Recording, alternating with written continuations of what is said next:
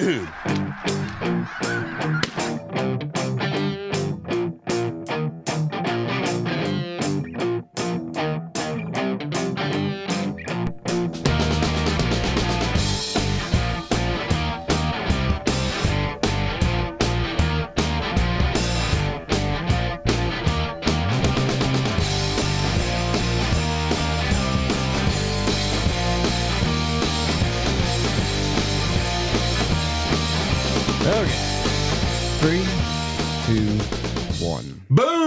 And welcome to the Big Honker Podcast. Today, brought to you by Boss Shot Shells and the new unleaded Devload. Yes, get lead out of the environment. It's not good for anything. Tons of birds die each year from lead poisoning, so get that crap out of the environment when you can. Switch over to non-tox. That's the way to go. It is. It is the way to go. Okay, today, March the 4th. Do you know which person was born today, March 4th, 1950? He's from a small town not too far away from here. Sammy Ball. Nope, Rick Perry. No. Former Texas governor Rick Perry, born just a couple, I don't know where he was born, but he's from just a couple miles away from here. He was born in Abilene, I think. Paint Creek, Texas, small town, farm town. He went on to become the longest serving governor for the great state of Texas. I did not know that. He is. He served from 2000 to 2015. So 15 years as Texas governor. He served as the Secretary of Energy under Donald Trump in his first administration. And he was a Republican presidential candidate in 2012 and 2016. Do you know what he is best known for in his presidential run? Unfortunately, getting his ass beat by Trump. It was a big gaffe in the 2011 presidential campaign. And that's what he's most known for. Oops is what he is famously known as saying. He wanted to cut 3 federal agencies, and he could not remember what the 3 were. Here's what he said. It's 3 agencies of government when I get there that are gone. Commerce, education, and what's the third? I can't think the third one.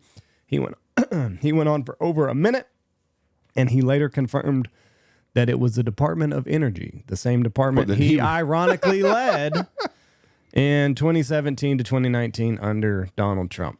This moment became one of the most memorable gaffes in presidential debate history and hurt his 2012 campaign.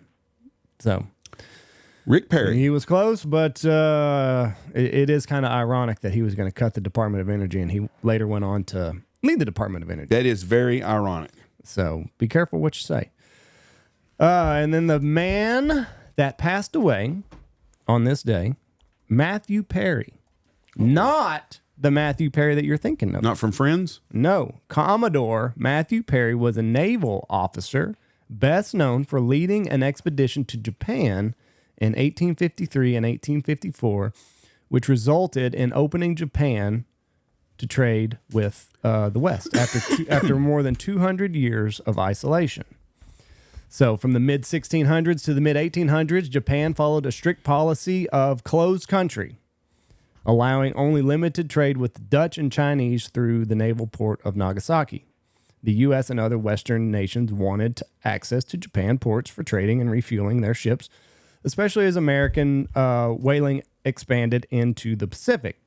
His first visit was July 8, 1853. Perry arrived at Tokyo Bay with 4 steam-powered warships known as Black Ships because of their dark hulls and smoke. He later delivered a message to President Millard Fillmore, demanding safe harbor for American ships, the opening of trade relations, protection from shipwrecked American sailors. The Japanese refused to negotiate, but Perry gave them a year to respond, and he left. His second visit of February 1854, he returned with 7 warships, flexing his muscles. And then on March 31st, 1854, the U.S. and Japan signed the Treaty of Kanagawa. Oof, that's a tough one. And then basically we were able to do everything that he wanted to in Japan. So he died March 4th of whenever. Yeah, he died. 1858. Sorry. Okay, now for the big thing that happened on today, March 4th, Thomas Jefferson is inaugurated as the third president. This is the first peaceful power of transfer in United States history. From John Adams to Thomas Jefferson. From John Adams to Thomas Jefferson. So John Adams loses, of course. So back then, whoever got the most votes was president. Second most votes became VP. And then so Thomas Jefferson wins. He's the opposing party. So that was one thing that they didn't think about, the founding fathers. They didn't think about political parties. As a matter of fact, the U.S. Constitution left out mention of political parties as many founders viewed factions as a danger to democracy.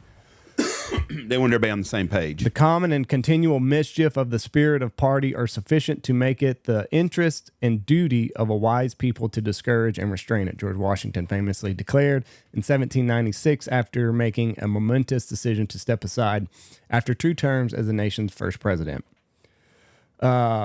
The spirit of party also existed in the United States, even within Washington's own cabinet. As the nation's first Secretary of State, Jefferson clashed repeatedly with Alexander Hamilton, the Treasury of State, over the growing power of the federal government, which Jefferson severely distrusted. Surprise, surprise, here we are 300 years later. In 1791, Jefferson and James Madison formed the Democratic Republican Party in opposition to Hamilton's ambitious Federalist programs, including a new national banking system. Adams was a Federalist, and then Jefferson was a Democratic Republican. They clashed on a bunch of things, and then Adams loses the election of 1800. It was very, very, a lot of, shit going on back in the day, much like today. Jefferson and his running mate Aaron Burr had defeated Adams and Pinckney. Both had received the same number of electoral votes. The tie sent the decision to the House of Representatives, where Jefferson finally won the presidency on the 36th ballot. The 12th Amendment, ratified in 1804, would mandate the electors vote separately from president and vice president, and avoiding similar chaos in the future. So this was the first peaceful transfer of power, happened on this day back in 1801. Thomas Jefferson was a very, very smart man that was way ahead of the curve. Yeah. So anyway, ever since then, we have seen a peaceful transfer of power. And what's crazy is we went to his place, Monticello. Thomas Jefferson's? Mm-hmm. And there's like 3 or 4 presidents that grew up, the early presidents were right in that little area in Virginia. Yeah. It's a pretty area. Later presidents such as Harry Truman, Dwight Eisenhower, and Lyndon B. Johnson left the Capitol grounds by car. They just left. They should have drove LBJ right to prison. Harry Truman and his wife got in a car and drove back to Missouri. That's why they put in a clause to give a pension to the presidents. Really? Because he was not a wealthy man at all. Just a broke guy. I don't know if he's broke, but he didn't have a lot of money. But it said wife packs sandwiches and shit. They made the car ride home to Independence, Missouri. Pretty interesting deal. Yep. So anyway, that's March 4th. Have a great day. Peace. God bless. Love you. Bye.